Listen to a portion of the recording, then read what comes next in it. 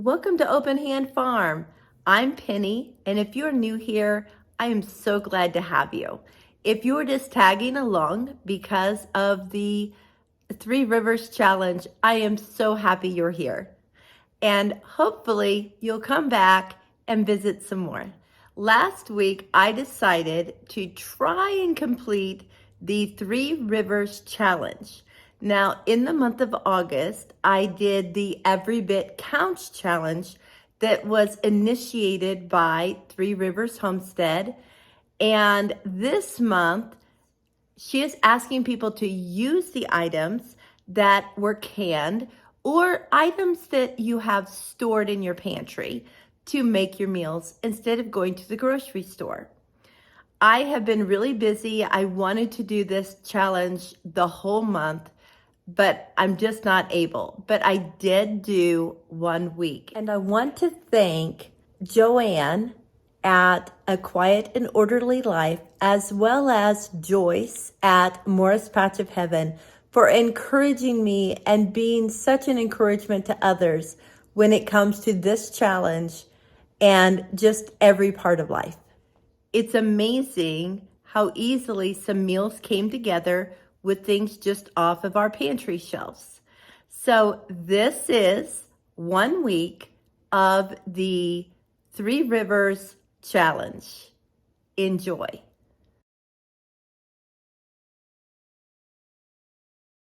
I'm going to be honest with you guys. I canned a lot of corn over the summer, and I don't think I'll ever can corn again. I have been trying to find recipes to use it. So I found a Mexican street corn recipe, so I kind of tried to make it.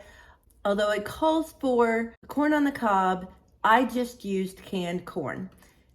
You mix together some mayonnaise and sour cream.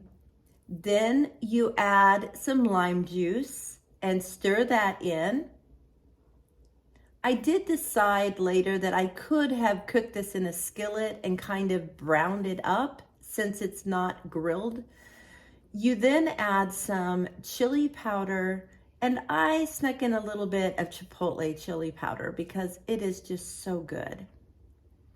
After stirring it up and tasting it, I promptly went back to add a little bit more flavor.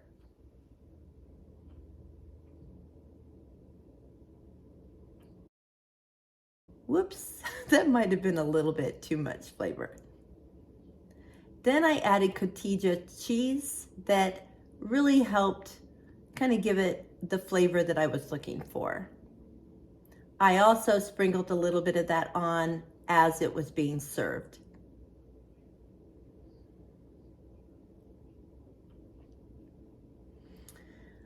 Now I pulled out a couple of dishes. This is a quick nacho meal that I didn't really have a lot of time to cook things.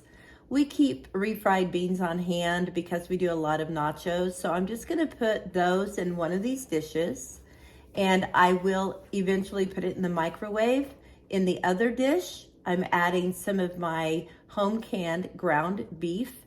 I did can that with a beef broth on it instead of water, and there was a little bit of solid fat on it. So I'm just kind of rinsing it with hot water. I'm not worrying about melting the fat because there's not enough there to make a difference really. And then I added a little bit of water because I like using this taco seasoning that has all really good ingredients that I can pronounce the names for. It has some dehydrated items in it, so this will help just hydrate them. Our favorite cheese that we keep on hand always is Tillamook cheddar from Costco. So I just grabbed some of that and shredded it up to put on the nachos. I also have some fire roasted salsa that I made and some squeezed sour cream. And this is what will go on top of our nachos. I did forget to mention the corn salsa that I also made, so it'll be going on this too. Just a little bit of each ingredient. Now, after I put the cheese on, At this point, we like to put our plate in the microwave and heat it up for about 30 seconds to melt the cheese. Then add the squeezed sour cream, the corn salsa, fire roasted salsa,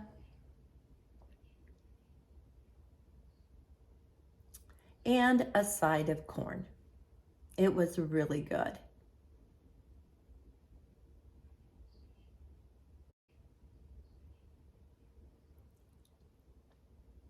We had leftover black eyed peas that I warmed up for lunch on Sunday and made some fresh biscuits to go with it. So that was a very easy meal. We always have sourdough starter and flour on hand, so biscuits are an easy go-to. This is how we store our flour. We buy it in 50-pound bags from Azure Standard, and this holds about 25 pounds, and I can roll it around the kitchen and use it whenever needed. And the rest of it is stored in the basement in a 5-gallon bucket. I'm glad I had Mark to lift the bag for me.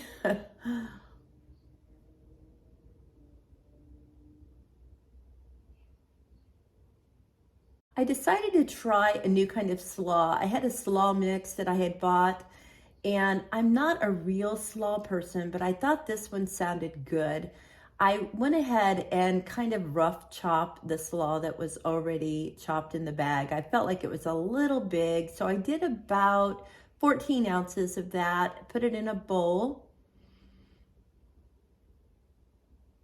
and then I chopped up some apples. These are some of the apples we had bought in the fall at Lilac Lane, and I was just kind of trying to finish some of those up. I always have different kinds of nuts in the freezer, and then I just put a few in a jar to use throughout the week. So these were some walnuts, and I dehydrated some cranberries in the fall, and so I'm using those in this also.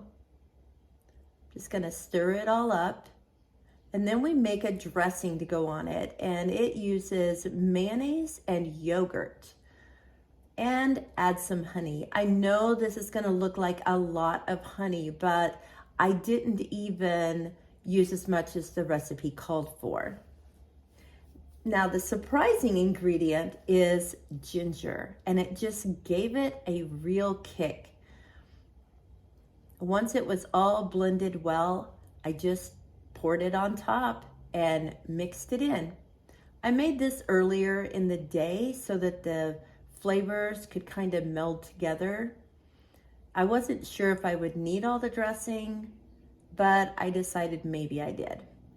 I just put it in a clean bowl, and then I covered it with saran wrap so that, like I said, it could just sit in the fridge and be ready when dinner was. This is something else we keep on hand. It's a risotto Alfredo from Azure Standard, and I just like to have them to put with any meal that just needs a filler. And you just kind of toast the risotto, and then you add water, and there's a seasoning packet that you add to it. You just mix it together and let it simmer, and it's always so good. We had steaks with this that came from the cow in our freezer, and they were so good.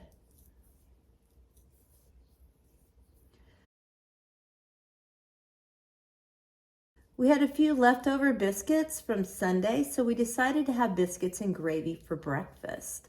We had a partial package of sausage in the fridge, so I just put that in a skillet and browned it up. I like mine just a little caramelized. And after it got done, I set it off in a bowl and used the same skillet, but there wasn't a lot of oil, so I added some homemade ghee to it. Now, I don't keep milk on hand all the time, so this is what I do if I need milk. I add a little cream to the cup, and then I add water, and it works great every time. I use this for breads, biscuits, gravies, whatever.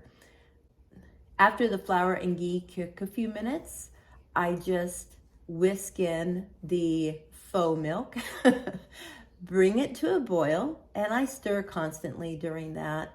And then it will thicken as you go.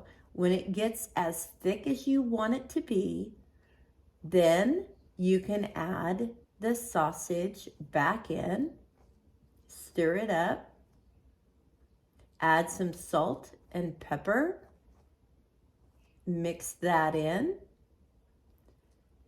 and you've got biscuits and gravy.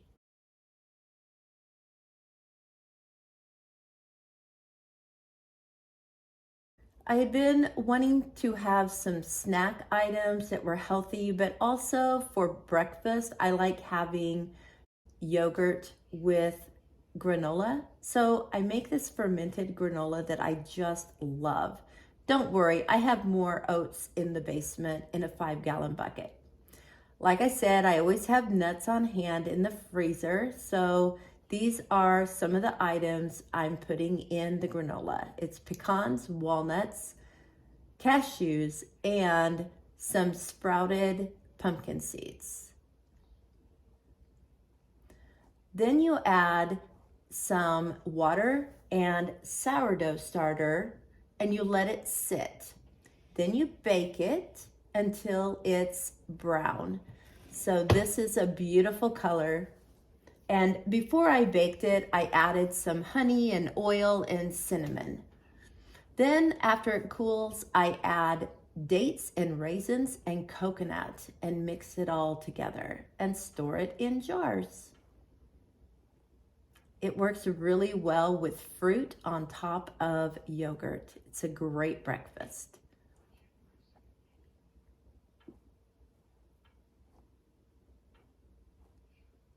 So I laid out some of the ground beef that we have from our cow in the freezer, as well as a jar of green beans and potatoes.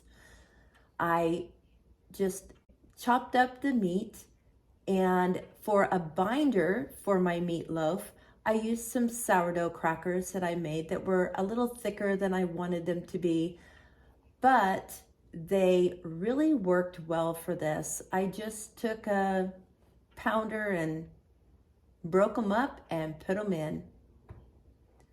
Then I added a couple of our chicken's eggs, as well as a little chicken stock I had on hand in the fridge. I dehydrated some onions in the spring, so I just broke those up and added those along with some dried herbs from the garden. This one is basil. Then I'll break up some thyme and break up some parsley. Now you just mix it all together. It made a really nice texture for meatloaf.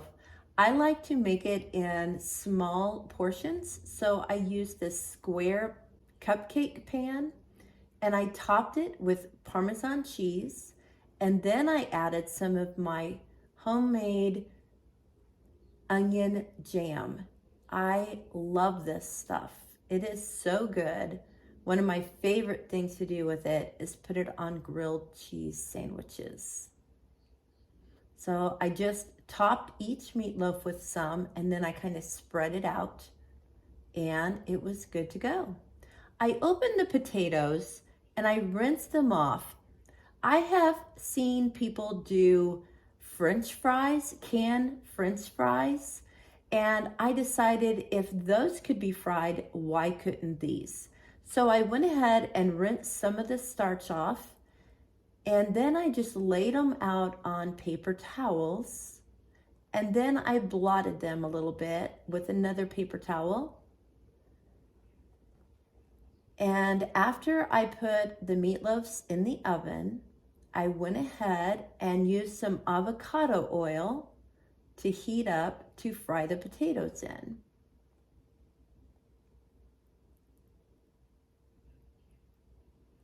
I just put them in when the oil was hot, and I added some salt and pepper. Then I kind of mixed them around to make sure the oil and the salt and pepper were covering all the potatoes. Then, this is the important part, you just let them sit. I also emptied my green bean jar, added a little bit of garlic powder and salt and pepper, and that's all I did to those.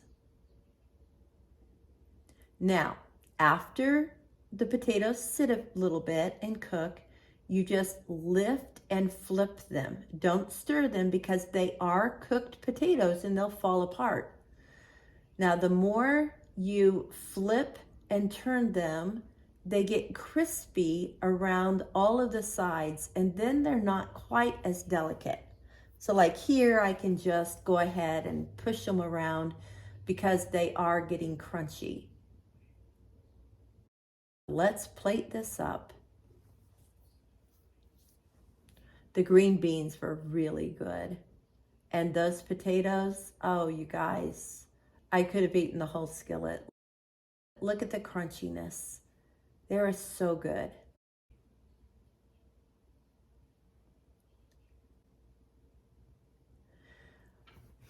I had wanted to make some chili and realized I was out of chili beans, but I have a 5-gallon bucket in my basement full of red beans. So the night before, I set everything out so that I could get it canned before my grandkids came for the morning. I went ahead and started boiling the beans after letting them soak all night. I put everything in the jars and then I started them canning. But I didn't get the canning process done before they came. And from across the room where I was giving them breakfast, it's hard to see the number on the dial. So I ended up putting a piece of blue tape on it so that I could look at the dial, and if the dial was too close to that blue, I knew I needed to go address the heat level of the pot. That way I was able to stay on top of the canning process and still feed breakfast to my grandkids. We had leftover meatloaf, so we made grilled cheese with meatloaf on it. You guys, this was the best. I love these. We have this rye bread that my husband likes to have on hand, and I will eat it some because rye bread has 1/3 the amount of gluten that wheat bread has. So because it's lower in gluten, I will use it. And for my sandwich, I'm adding extra onion jam. So I microwaved the meat after I sliced it thin, and I'll just place it on the bread. This is when it would be nice to have a big piece of meatloaf, but it worked. Put some cheese on it and just keep going for the other sandwiches.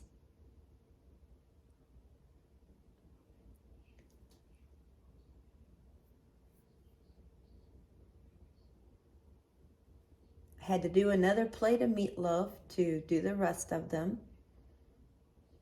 Mom doesn't like cheese, so hers is just meatloaf. Now, the key to a good grilled cheese is low and slow. Don't rush it. Keep your heat on a low medium and just let it slowly cook. This is a very big skillet I'm using. It's about a 15-inch skillet. And so part of it maybe doesn't get as hot as what's sitting right over the flame. So some of these I will kind of flip and turn so that the whole bread gets toasted.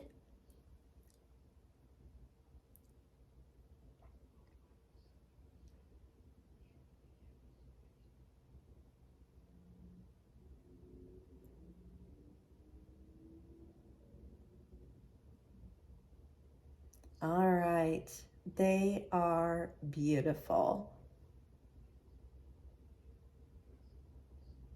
See the beans in the background there that I did get canned. Now to slice them up. They were so crunchy.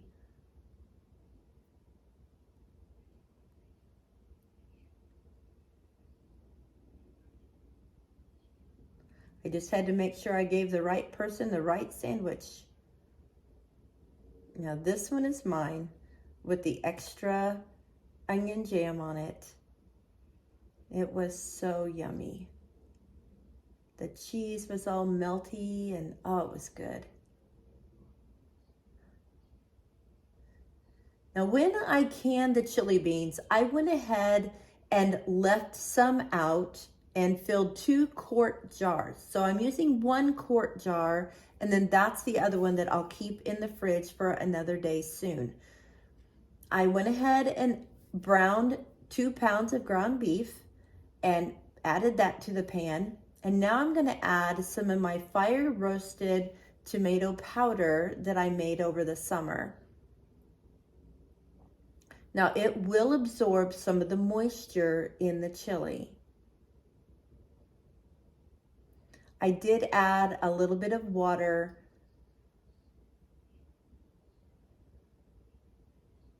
I also like this McCormick chili seasoning, so I added just a little of that, although the beans were seasoned very nicely, so I didn't need a lot. I always add a little bit of molasses for a touch of sweetness to my chili.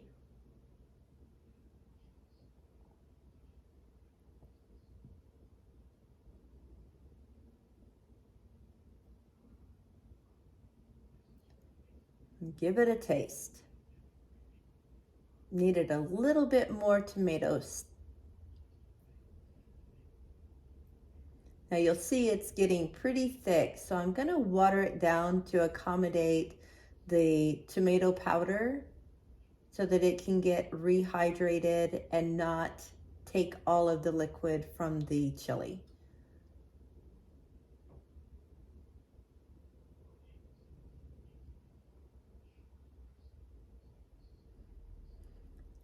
You always want to do just a little at a time. You can always add more, but you can't take it out. And that is a clean spoon, I promise. Much better.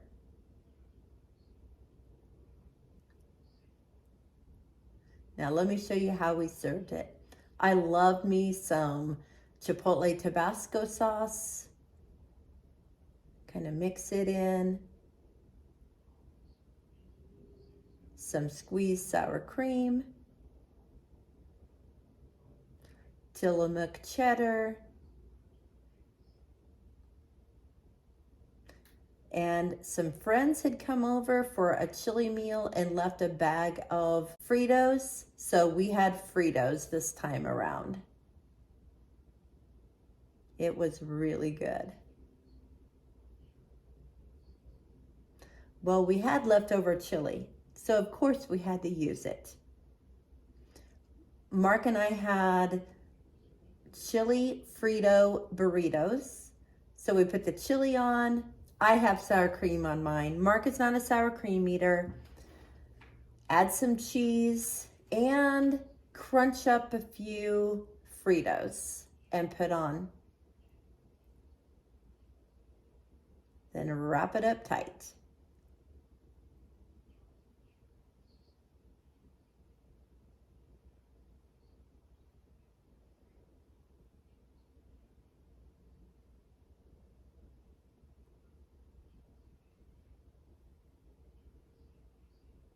My mom does like sour cream too.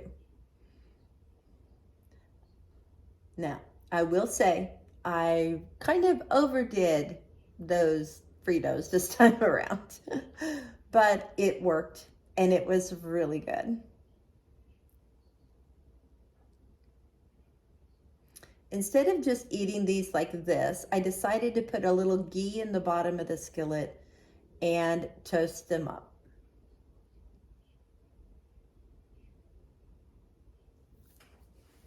I just got to remember which to have the sour cream.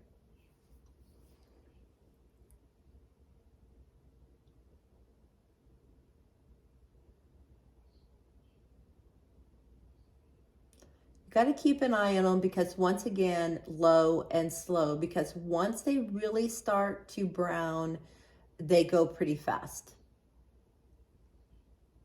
These are gorgeous. And the crunch on those, oh, it's so good. If you've never had your burritos like this, go for it. Like even your breakfast burritos, yum. And because these are a little bit full, I'm gonna go ahead and do not just 2 sides.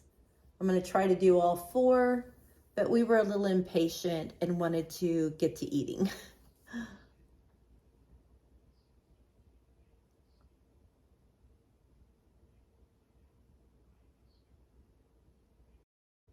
And this is the final product. They were so good. Crunchy on the inside because of the chips and crunchy on the outside because of the ghee. I really enjoyed being able to use items off of our shelves to put together some meals. And I have to tell you, those meatloaf sandwiches were so good. And I am not a fan of meatloaf, but you got to give it a try. I will continue trying to make meals out of my pantry and off of our storage shelves, but I will not be videoing them. It is a privilege to be able to know that some of the work that I did in August has been helpful and useful to our family through this month. Thanks so much for watching. If you are new here, thank you for stopping by and feel free to come back again. Until next time, blessings on you and yours.